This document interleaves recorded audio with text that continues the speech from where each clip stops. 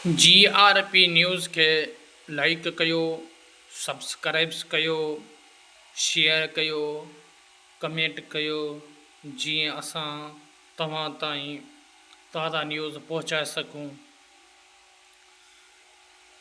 मीर मोहम्मद बदीन ॻोठ ग़ुलाम हुसैन जो रवासी, जंहिंजो उते जनमु थियो, इंतिहाई ग़रीब ख़ानदान सां उनजो तालुकात हुयो। उनजो वालिद साहबु वाढ कमु कंदो। हुन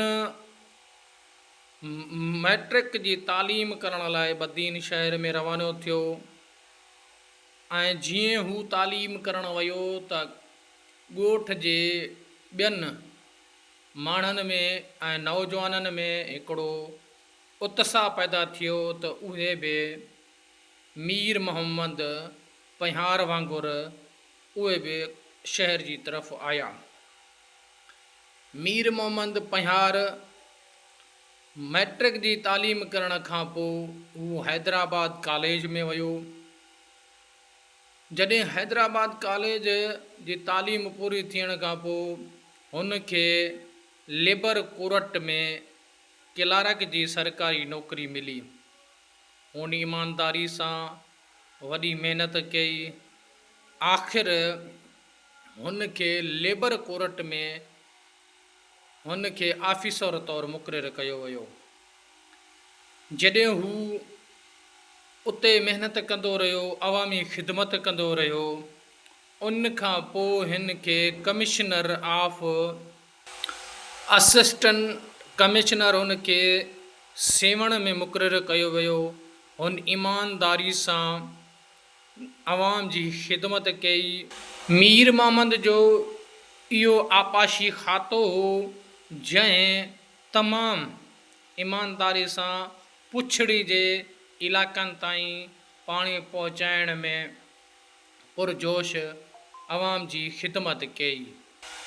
जॾहिं हू सेक्रेटरी इरीगेशन मुक़ररु थियो त हुन कोशिशि कई त बदीन जा जेके माण्हू आहिनि पाणी जे करे लॾ पलाण कनि था, हिन सोचियो डेल्टा ताईं पाणी पहुचाए।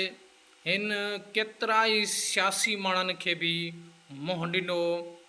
हिन जी कोशिशि इहा हुई त आबादगारनि खे पाणी मिले। जॾहिं हू रिटायरमेंट थी वापसि आयो तॾहिं बि हू ख़ामोश कोन रहियो। पंहिंजी कलम खे खणी अख़बारनि में रिसालनि में लिखंदो रहियो, ईंदड़ नसल खे ॿुधाईंदो रहियो त मीर मोहम्मद पहियार हमेशह इंसानी ख़िदमत में रहियो, जेको सिंध जो सरशार ऐं बहादुर सुञातो वञे थो। हिन इंसानी ख़िदमत खे सर्ज अंजाम ॾींदो रहियो।